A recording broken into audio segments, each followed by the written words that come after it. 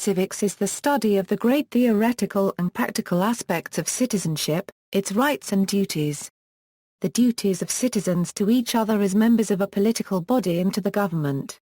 It includes the study of civil law and civil code, and the study of government with attention to the role of citizens as opposed to external factors in the operation and oversight of government.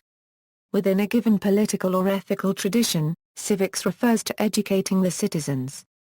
The history of civics dates back to the earliest theories of civics by Confucius in ancient China and Plato in ancient Greece.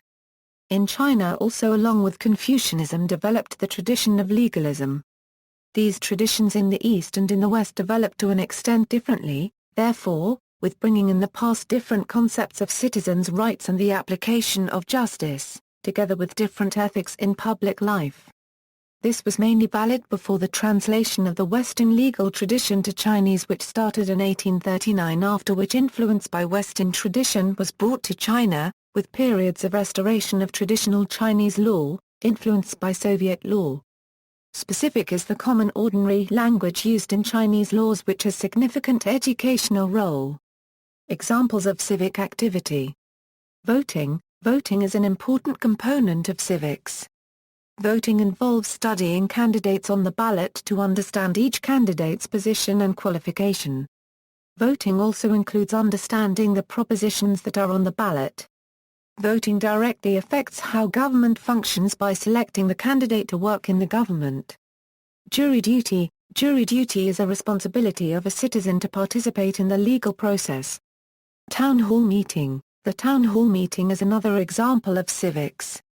Town hall meetings allow government representatives and members of civil society in specific voting districts meet face-to-face to review issues and show support or opposition to initiatives. Meetings are publicly announced and attendance is open unless otherwise stipulated. Government. Of special concern are the choice of a form of government and the design of an electoral system and ongoing electoral reform. This involves explicitly comparing voting systems, wealth distribution and the decentralization of political and legal power, control of legal systems and adoption of legal codes, and even political privacy all seen as important to avoid social dystrophy or relapse into some undesirable state of totalitarianism or theocracy. Each of these concerns tends to make the process of governance different, as variations in these norms tend to produce a quite different kind of state.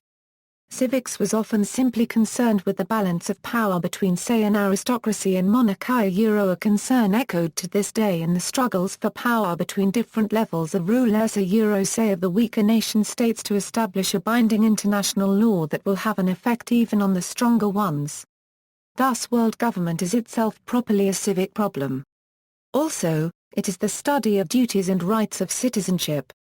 On smaller scales, modern human development theory attempts to unify ethics and small-scale politics with the urban and rural economies of sustainable development. Notable theorists including Jane Jacobs and Carol Moore argue that political secession of either cities or distinct bioregions and cultures is an essential prerequisite to applying any widely shared ethics, as the ethical views of urban and rural people, different cultures or those engaged in different types of agriculture, are irreconcilably different. This extreme advocacy of decentralization is hardly uncommon, and leads to the minimal theory of civics anarchism. Civics refers not to the ethical or moral or political basis by which a ruler acquires power, but only to the processes and procedures they follow in actually exercising it. Recently, the concept of global civics has also been suggested as a way of applying civics in the highly interdependent and globalized world of the 21st century. Many people feel that increasing knowledge and awareness of individual citizens' rights can enhance global political and economic understanding. Nations such as the United States have been criticized for minimizing public civics education opportunities in the past several years. Examples of different types: most civic theories are more trusting of public institutions, and can be characterizing on a scale from least to most degree of trust placed in the government. At the risk of extreme oversimplification, an historical view of civic theory in action suggests that the theories be ranked as follows. Criticism of civic education. Sudbury schools contend that values, Social justice and democracy must be learned through experience, as Aristotle said, for the things we have to learn before we can do them, we learn by doing them. They adduce that for this purpose schools must encourage ethical behavior and personal responsibility.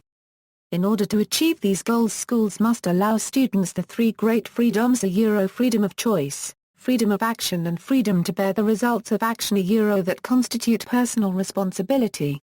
The strongest political rationale for democratic schools is that they teach the virtues of democratic deliberation for the sake of future citizenship.